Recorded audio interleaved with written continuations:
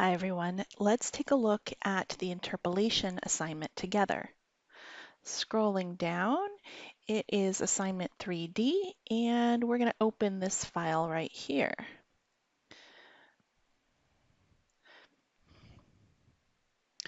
All right, so here's assignment 3D. What do we have on the page? We've got kind of a label, we've got a sheet boundary, and we've got some instructions, and then here is the kind of the content of our page. Scrolling into the instructions, it says interpolate and draw the contours on the map provided. Label the contours on the uphill side. Every fifth should be darker, and one example has been given. Alrighty. So looking over here, we see the one example contour, and scrolling in, we can see that it passes through point 100. So that's contour number 100. What is the rest of what we're seeing on the screen here?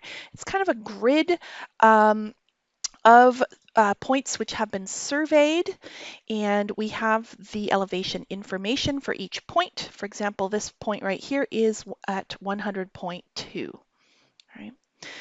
So let's find contour 101 as our example. All right, we have 100. Let's go one step uphill to the next whole number and find number 101. Okay.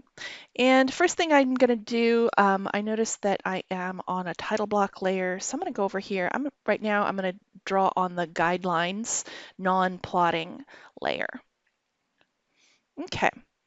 So looking at these numbers, I'm looking for a pair of numbers that are on either side of number 101. What do I mean? Take a look right here. We have 100.9 and 101.8. Somewhere in between those two is going to fall 101, right? Just numerically, it's in between those two. Where exactly will contour 101 fall between them? That's why we use interpolation. All right, so I'm going to zoom in on that area right here. Okay. And what I want to do is divide this distance between the two into an equal number of parts. How many parts? Well, we're going to use tenths, and we're using tenths specifically because our data is given in tenths, and that's the level of accuracy that we're using, not hundredths or thousandths. Okay, so tenths. So 0.9, 101, 101.1, 0.2, 0.3, 0.4, 0.5, 0.6, 0.7, 0.8. Okay, so 9 tenths. And if you wanted to do this a little bit more, numerically, we can come up here. Oh, it looks like I already did it. 101.8. And if you want to do this a little more numerically, you can do it on a calculator, and you can say 101.8 subtract 100.9, and our difference is 9 tenths. Okay, we want to divide this distance in 9 equal segments. So the first thing I'm going to do is draw a guideline between the 2 points. So L enter to create a line. And I'm going to draw it from snapping from that point to this point. Okay. You can't even see it because I drew on top of a line that was already there. And now I want to divide that in this line right here in 9 segments. I'm going to use the divide command, div, enter. Select the object to divide. I'm selecting that guideline. Now it says enter the number of segments. We've already calculated that. We want 9 segments. 9, enter. Uh-oh, nothing happened. Well, it turns out that AutoCAD has a default. What you're doing with the divide command is placing point objects at those intervals, right? And it has a default where the points are just pixels, so they're very, very small. You can't even see them, and they're on top of a line. How can we fix this? There's a command, it's called p-type, for setting the type of the points. All right, p-type. P-T-Y-P-E. Enter. And you can choose any of these styles right here. And I'm going to choose this little X. All right. And once I do that, I'm going to hit OK. And ta-da, there's my points. Okay, which of these points is the one that we want? We're looking for the point that's at the 101 elevation. So here's 100.9, and we're counting by tenths. This should be 101. 101.1, 0.2, 0.3, 0.4, 0.5, 0.6, 0.7, 0.8. Okay, this was the one we wanted. I'm going to delete all the rest of the points. I think it's confusing to have them all here. So, and we don't need them. So let's just get rid of those. Okay, this right here, this little X, that's what we wanted.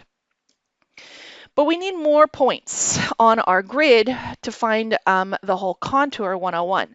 So zooming back out, let's find another pair of points. Right? Somewhere on this grid where the 101 will fall in between. And we can look right here between 100.9 and 101.1. I'm going to zoom in slightly. All right, let's follow the same routine. I'm going to draw a guideline. I'll enter. Okay. I'm going to count the number of tenths between 100.9 and 101.1. There's only two tenths. Now we could just snap to the midpoint, all right? Or I'll demonstrate the divide command again, okay? So it's div for divide. We're going to select that grid, the guideline, excuse me, that I just created. Enter the number of segments, it's 2, and it places a point right there. And no others because there was only 2. So now we know that the contour 101 goes through this point and this point. And if you keep looking, it's also going to go somewhere in here. All right, I'm going to leave that as an exercise for the student. You're going to keep going. But let me show you how to place the contour line once you have all of the points. I'm going to zoom out slightly. Okay.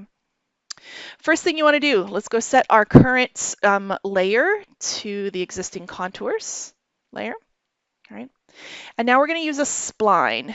I'm going to use the SPL command, SPL for spline, enter.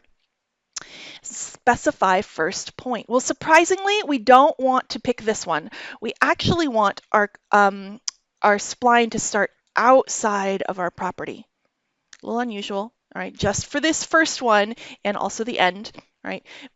You're going to pick a point that's roughly in line with the contour that you're going to draw, right? And be right there. So that was our first point. I clicked right there. And I'm going to turn off my ortho so that we can see it. Your next point, you're going to snap to the point you interpolated, and then to the one you interpolated, and then the next one is, going to be over here somewhere once you find that point, and you're going to keep going. All right. So this is what your contour 101 is going to look like, all right, when you're done. Don't forget to add those labels and then place this on a sheet in Paperspace and print to PDF. Hope this helps everybody. Thank you.